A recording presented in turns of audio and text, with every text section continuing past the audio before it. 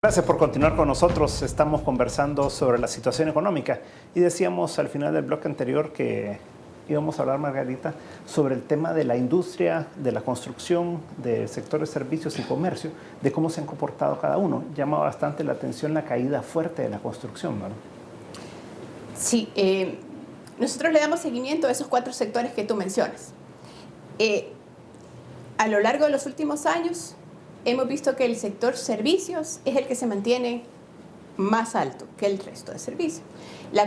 El comercio ha tendido a caer y la construcción se ha mantenido bien baja desde hace algún tiempo y había mejorado el año pasado, pero nuevamente en el primer trimestre experimentó una fuerte caída. Esto también lo podemos corroborar con otras cifras que no son solo de nuestras encuestas, sino que otras, por ejemplo, el empleo en el seguro social. La cifra de cotizantes del sector construcción cayó fuertemente también a febrero, que es el último dato que tenemos.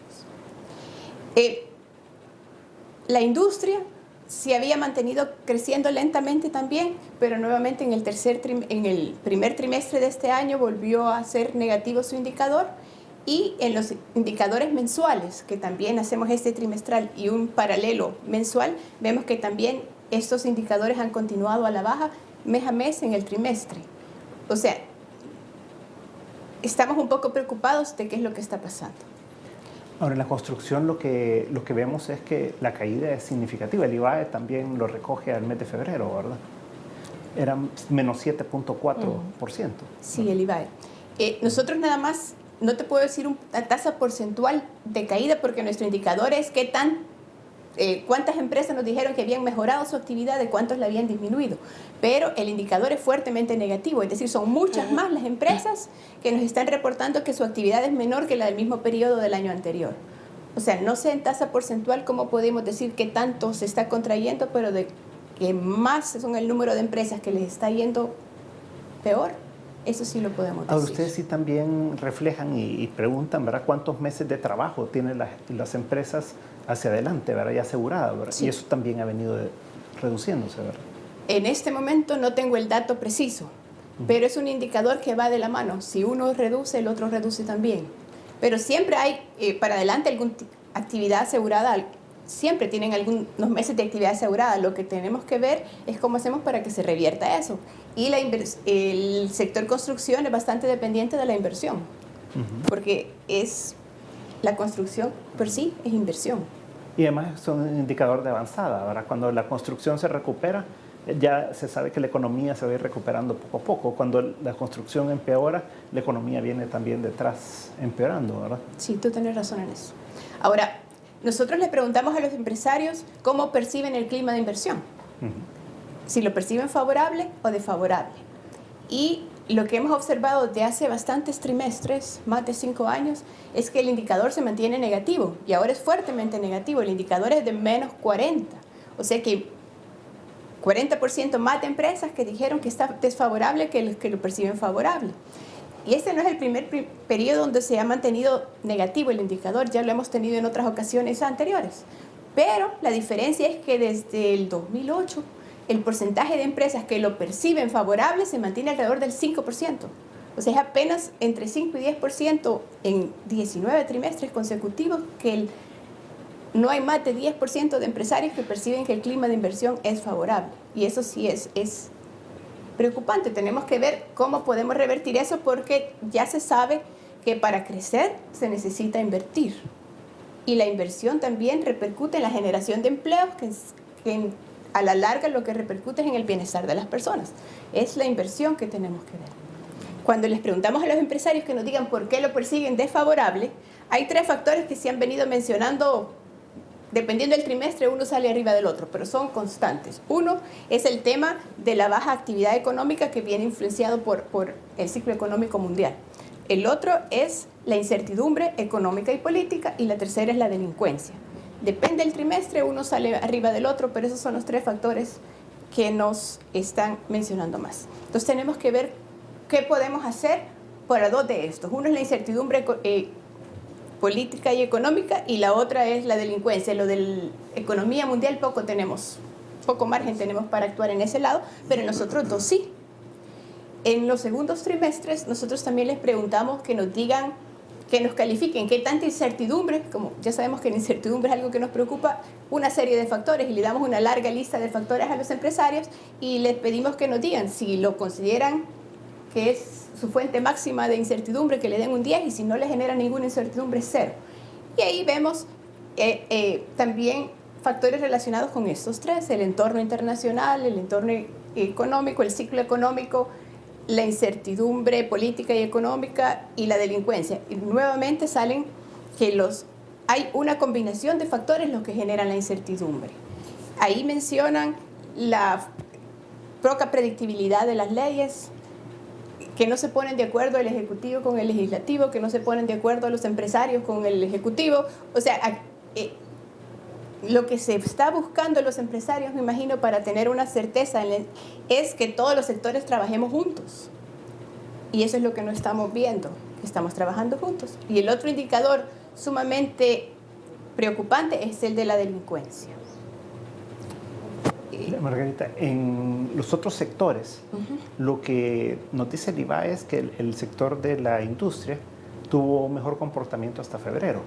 Pero ya a marzo, también nos puedes contar cómo está el primer trimestre y el cierre, ¿verdad? En la industria, en el comercio y en los servicios, que nos decías que estaba bastante bien, pues. Estaba mejor que los demás sectores hasta diciembre. En el cuarto trimestre, este primer trimestre, todos los sectores tuvieron indicadores negativos en sus variables principales. ¿Y quiénes están peor? La construcción. ¿Y entre los servicios, el comercio y la industria? En el primer trimestre fue bastante parejo. Los otros indicadores, siempre en los servicios sale un poquito menos negativo que los otros sectores, pero el primer trimestre sí fue bastante parejo. ¿Y ya tienen cifras de abril? Tenemos cifras de abril.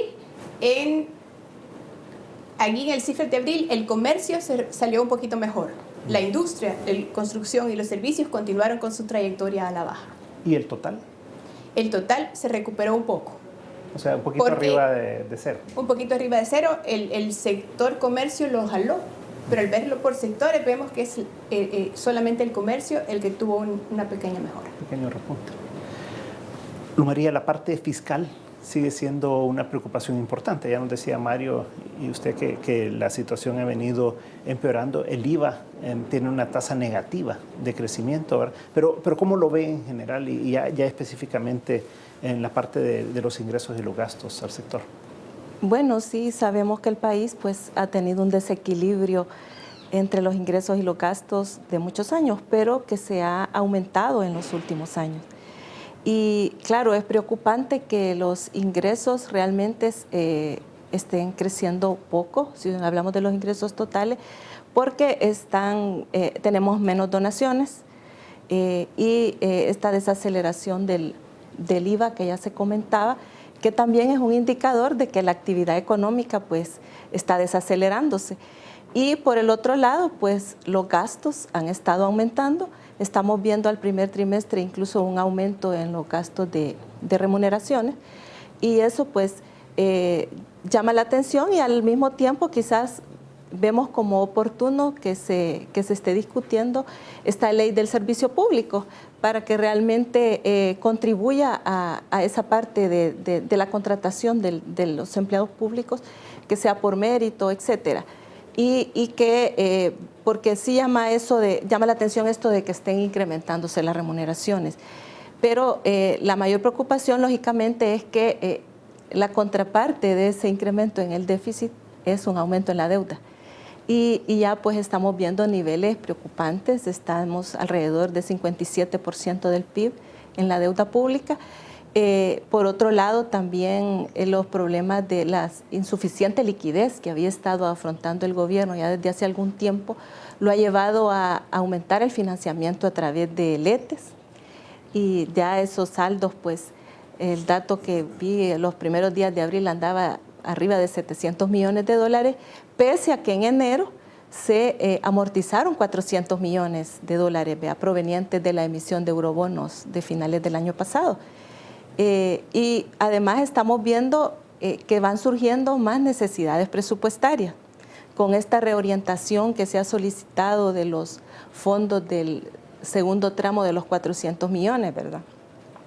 que son ahí que alrededor de 150 millones, que están reorientándose, unos que ya se aprobaron, otros que se han solicitado recientemente, y son para gasto corriente, ¿verdad? Mucho de esto para pago de subsidios, que las elecciones, etcétera. Entonces, no es lo más adecuado estar financiando gasto corriente con este tipo de deuda, ¿verdad? Eurobonos. Y por otro lado, también los letes, como decimos, estaban mostrando ese saldo. Por lo tanto, es bien importante que se tomen medidas para que esta situación se cambie y se retome la disciplina, ¿verdad?, en búsqueda de la sostenibilidad fiscal, porque al final lo importante es que el país pueda cumplir sus compromisos de pago en todo momento. En ese sentido, vemos bien importante el acuerdo de sostenibilidad fiscal, pues como una oportunidad del país para consolidar las finanzas públicas y realmente retomar ese camino de responsabilidad fiscal. Sí, con los indicadores que estamos viendo al primer trimestre, es bien difícil que se logre esa meta de 2.7% del PIB que está en ese acuerdo. Pero sí es importante otros temas que están allí consignados, como es el tema de una ley de responsabilidad fiscal, ¿verdad?, que sabemos que ya se está trabajando con algunas consultorías, pues el gobierno está trabajando en un proyecto de esta naturaleza. Es importante para que en el mediano plazo realmente las finanzas públicas sean sostenibles y realmente sean un verdadero instrumento de desarrollo para el país. Ese nivel mayor de endeudamiento que estamos teniendo, el problema es que afecta la disponibilidad de recursos del gobierno porque necesita canalizar más dinero al pago de intereses.